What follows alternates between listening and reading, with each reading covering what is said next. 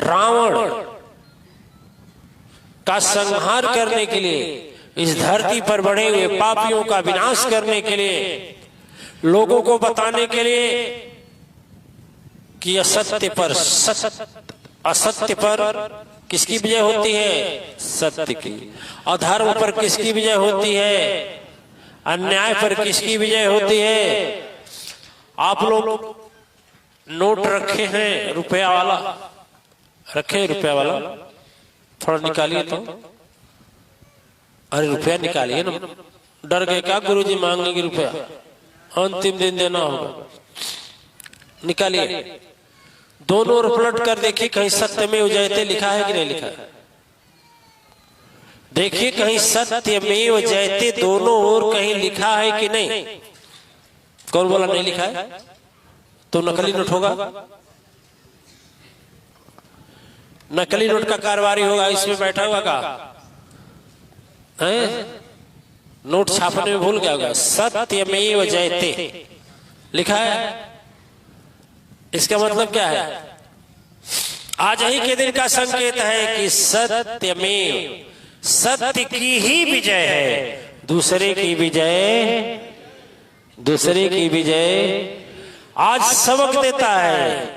आज मां शक्ति का अंतिम नवम शक्ति यह कह करके जाती है कि मैं तो जा रही हूं, लेकिन याद रखना मेरे जाने के बाद में तुझे मैं बता कर जा रही हूं कि अपने जीवन में यदि असत्य धारण करोगे, असत्य धारण करोगे तो तेरी पराजय निश्चित है। कुमारकगामी बनोगे तो तेरे भयंकर पीड़ा भोगना जरूरी है। यदि तू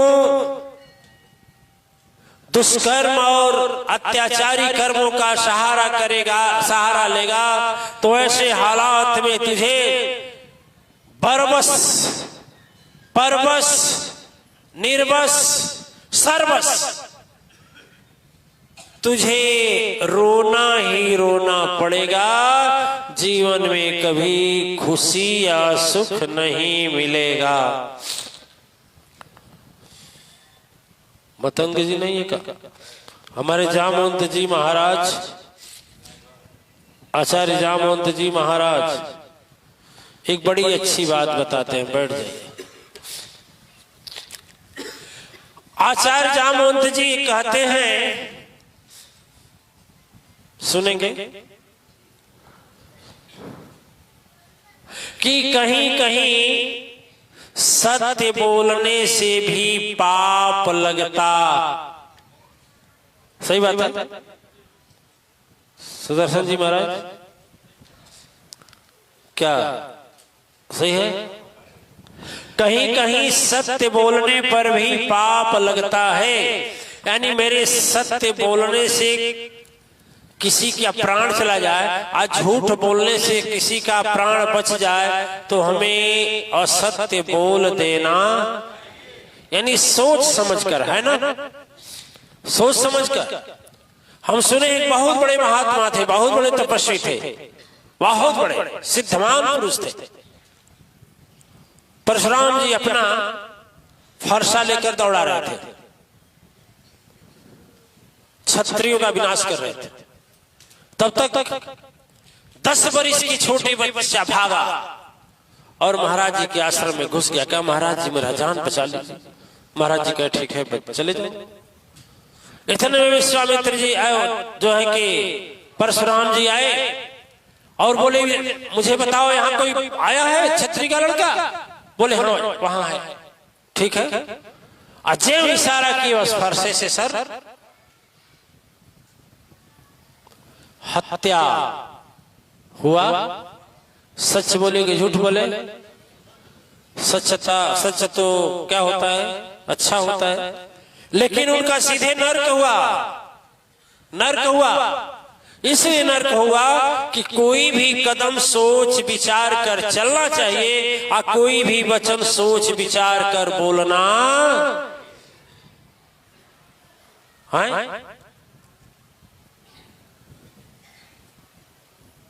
काहे रो रही हो? करो हल्ला, अभी तो शुरू हुआ है। हल्ला वाले रोना शुरू हो गया, घबराओ नहीं। अब कहते हैं दैविक शक्तियों का आह्वान है, हल्ला मत करो। चलो आप लोग ध्यान दीजिए, उसको बाहर करिए, कई बार देखो, देखिए दिव्य आत्माएं, एक बात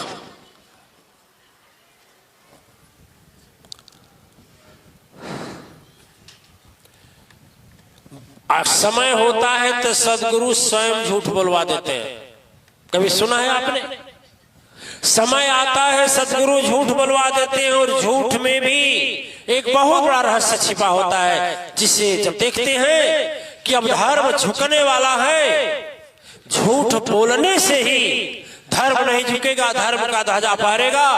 और अधर्मी का विनाश कब होगा? जब झूठ बोला जाएगा। तो सदगुरु भी बोलते हैं झूठ बोल दो, सुने हैं कि नहीं? उस समय की बात है कि जिस समय भगवान कृष्ण ने इशारा किया कि द्रोणाचार्य ऐसे नहीं मारे जाएंगे जब तक अपने पुत्र के शोक को सुनेंगे नहीं। और द्रोणाचार्य के लड़के का नाम था अश्वत्थामा। भीम को कहे तुम एक काम करो, अश्वत्थामा नाम के हाथी को मार दो।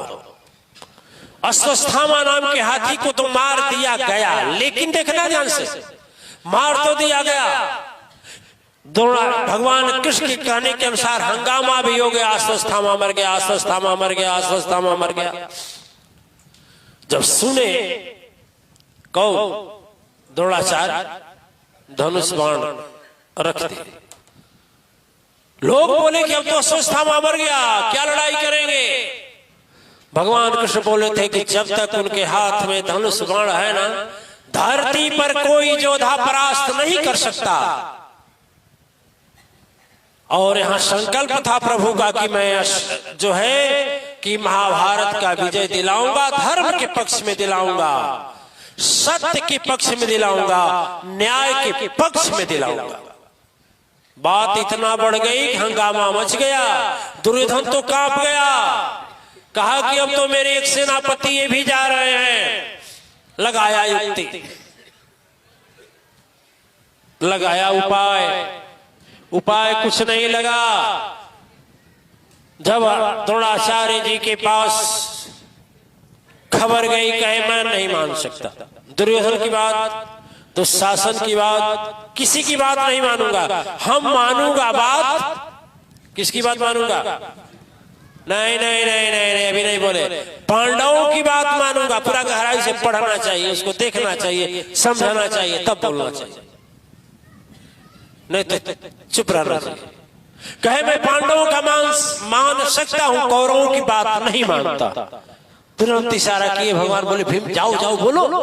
भीम बोल दिया, अश्वत्थामा मार दिया, मैं मारा मैं मारा। कहे नहीं भीम तुम झूठ बोल रहा है, अश्वत्थामा हमारे कैसे मारा जाएगा? कहे हम ही मारे। और तो मारा गया था क्या? बोले नहीं, तुम बहुत, तुझे पढ़ाया हूं, बच्चे पर से जानता हूं, और गुरु जानता है कि कौन शिष्य मेरा कैसा है। तुम भीम झूठ बोल रहे हो ना। कहे अर्जुन से बुलवा दो। अर्जुन बोले हाँ मारा गया। कहा चाप अर्जुन, तुम भी झूठ बोल रहा है। भगवान कृष्ण बोले हम बोलते हैं? बोली हम बोले। कहे नहीं नहीं, आप नटखट का भी कोई भरोसा नहीं है।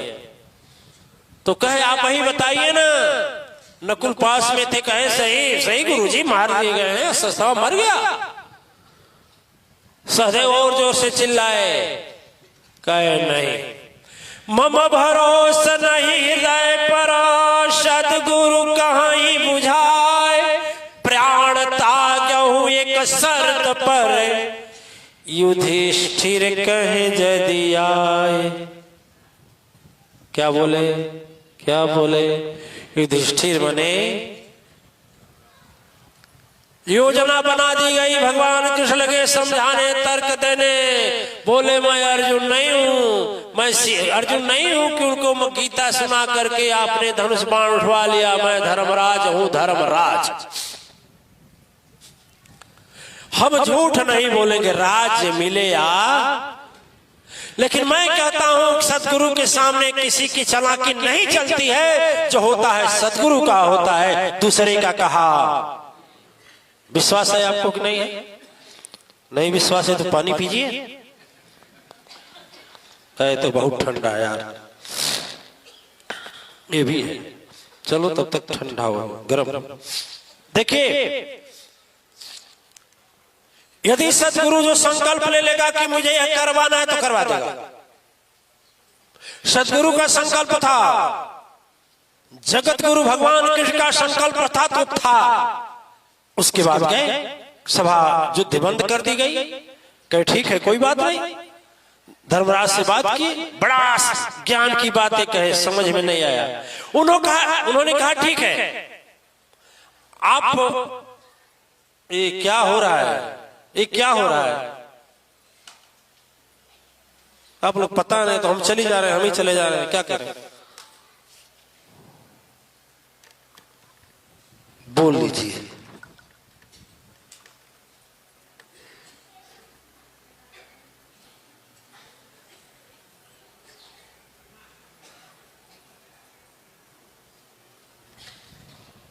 नहीं समझ नहीं आ रहा है कि कैसे हम आज पूरा करें।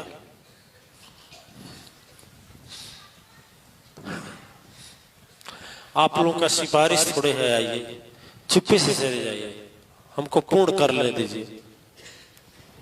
यहाँ क्या जरूरत है बैठने के, पीछे बैठिए ना। ओ देखिए,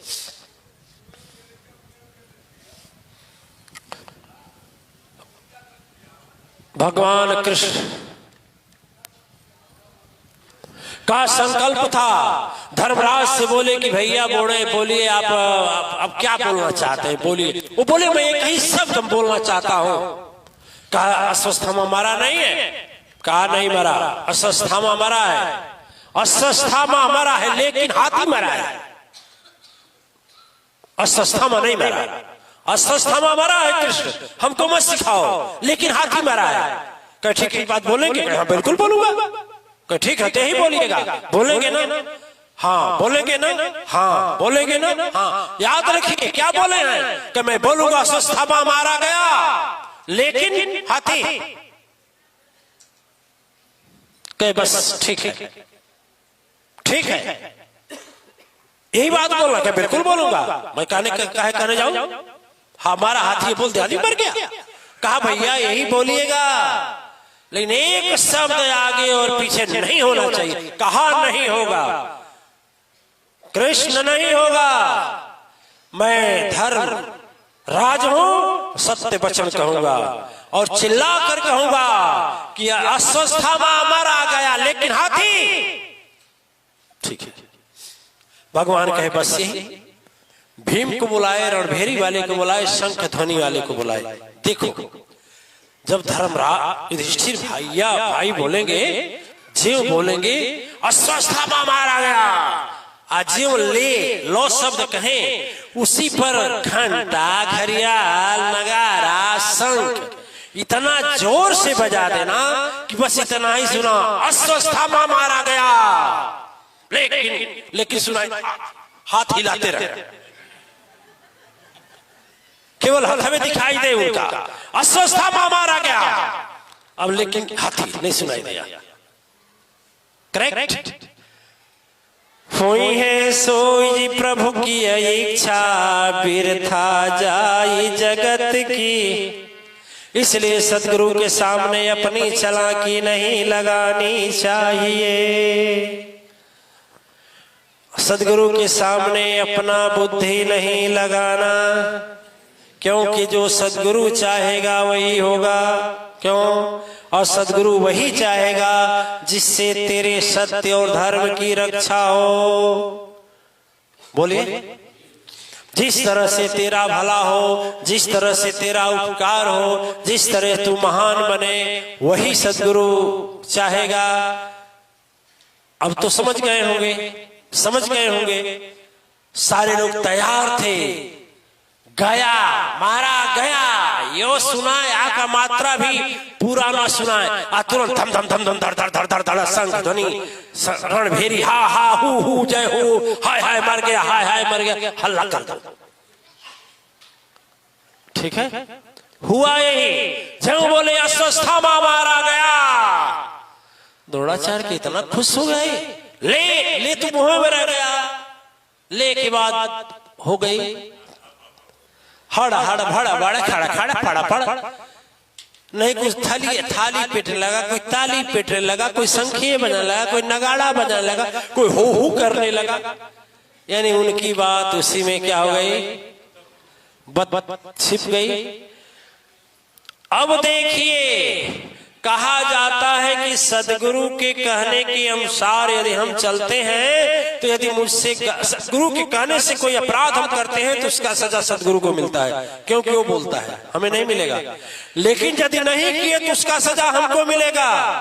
यदि भगवान कृष्ण का देखिए, जब सब लोग गलने गए लास्ट में स्वर्गारोहण पर्व में सभी लोग गलने गए हैं, तो सब लोग तो हिमालय में गल गए, लेकिन एक महाशक्ति बचे रहे जिनका नाम था धर्मराज।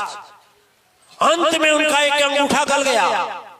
जब अंगूठा गल गया और धर्म शक्ति प्रकट हुई, धर्मावतार प्रकट हुए, तो उनसे प्रश्न किए कि मैं पूरा जीवन बिता दिया, कभी झूठ नहीं बोला, किस पाप के कारण मेरा एक अंगूठा गला है। धर्मावतार धर्म राज थे, जिनके अंश से इनका अवतार था, वह बोले कि देखो तुम एक बार झूठ बोला है ना, कस्वस्थामा मारा गया लेकिन मास्वस्थामा मारा गया, बोले नहीं नहीं मैं मारा गया लेकिन हाथी बोला हूं। का सुनने वाला सुना कि नहीं सुना? बोले हम क्या करें? कहीं इसलिए करो कि काहे नहीं है पहले बोल दिया कि हाथी मरा है, हाथी मरा है स्वस्थमा नाम का, क्यों नहीं बोला? तो कहा वो तो हमको भुलवा दिया, वह तो हमको कहा, पहले कहा हो तो ना कि अस्वस्थामा मारा गया, हाथी मारा गया अस्वस्थामा नाम का, हाथी मारा गया अस्वस्थामा नाम का, ऐसे क्यों नहीं बोला? कहा तो कन्हैया भुलवा दिया हमको। तो कहा यदि गुरु मानता था तो क्यों नहीं जो कहा वही कह दिया। अस्वस्थमा मनो नरो या कुंजरो, कुंजर मने हाथी, नरो मने आदमी, ठीक है, क्यों नहीं कह दिया? उसका कहा होता तो यह भी अपराध नहीं लगता, क्योंकि यदि सदगुरु कहीं झूठ बोलने का बताएगा तो उसमें भी एक बहुत बड़ा सत्य और धर्म का राज छिपा है। श्रृंगी नहीं है, अटल भी नहीं है, नहीं है, ठीक है, आप में कोई बोले। इसीलिए कहा जाता है जिसका नाम है तारनहारा उसमें भी कछु कारण होगा। जिसकी दुनिया इतनी सुंदर, ओ कितना सुंदर होगा। जिसका नाम है तारनहारा उसमें भी कछु कारण होगा। जिसकी दुनिया इतना सुंदर, ओ कितना सुंदर होगा। जिसका नाम है तारनहारा उसमें भी कछु कारण होगा। जिसकी दुनिया इतना सुंदर, ओ कितना सुंदर होगा। दिव्य आत्माएं, आप लोग यह जानते होंगे कि द्रोणाचार्य मारे गए थे कैसे, भीष्म पितामह कैसे मारे गए थे छल से, कर्ण कैसे मारे गए थे छल से। सबके पीछे सारे लड़ाइयों में युद्ध के नियमों का उल्लंघन किया गया था। यहां तक कि दुर्योधन भी मारा गया था युद्ध नियम के खिलाफ। और जब दुर्योधन को जंघा तोड़े, बलराम कूद पड़े, गदा लेकर के मार डालूंगा इस भीम को, मार डालूंगा। मेरा शिष्य है और मेरे ही सामने गदा युद्ध में जो सिखाया था उसका उल्लंघन कर दिया, मैं मार डालूंगा। भगवान कृष्ण बीच में आ गए। भगवान कृष्ण बीच में